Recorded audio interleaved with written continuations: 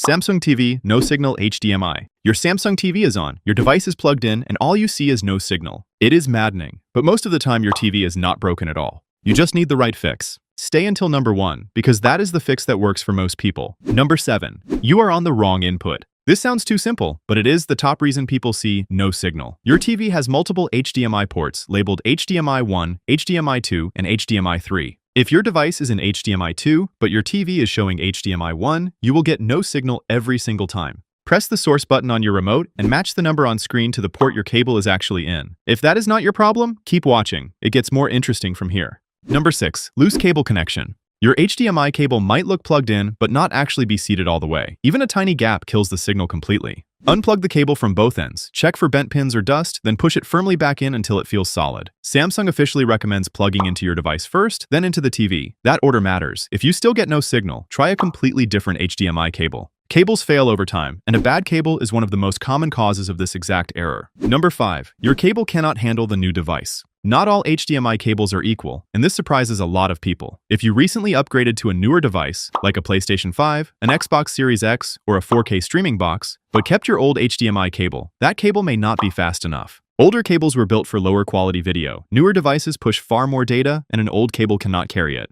The picture may flash on for a second and then drop. Grab a new high-speed HDMI cable. It costs just a few dollars and solves this for many people. Number 4. AnyNet Plus is switching your input automatically. Samsung TVs have a feature called AnyNet Plus, also called HDMI CEC. It lets your TV switch inputs on its own when a device powers on. That sounds useful, but it can cause the TV to jump to the wrong input and leave your screen blank. If your TV keeps switching away from the correct source, or no signal appears right after turning something on, this is likely why. Go to Settings, then General, then External Device Manager, and turn AnyNet Plus off, then pick your input manually. That small change fixes it for many people with multiple devices plugged in at once. Number 3. The TV and device are not agreeing. This is called an HDMI handshake failure. When your TV and a connected device power on, they have a quick conversation to agree on video quality and resolution. If both turn on at the exact same moment, that conversation can fail, giving you a black screen or no signal even though everything is correctly plugged in. The fix is changing the order you turn things on. Turn your TV on first and wait for the home screen, then turn your device on. Giving the TV a head start lets it get ready before the handshake begins, and this works more often than you would expect. Number 2. Input Signal Plus is turned off. Samsung TVs have a hidden setting called Input Signal Plus. It is off by default, and when it is off, the TV limits how much information it accepts through that HDMI port. Newer devices like gaming consoles and 4K streamers need this turned on to send their full signal through. Without it, your TV sees the device but rejects the picture and gives you no signal. Go to Settings, then General, then External Device Manager, then Input Signal Plus, and switch it on for the port your device is using. This one setting has fixed the problem for thousands of Samsung TV owners. Number 1. Full power reset in the right order. Unplug your Samsung TV from the wall. Not standby, fully unplug it. Unplug your device too. Disconnect the HDMI cable from both ends.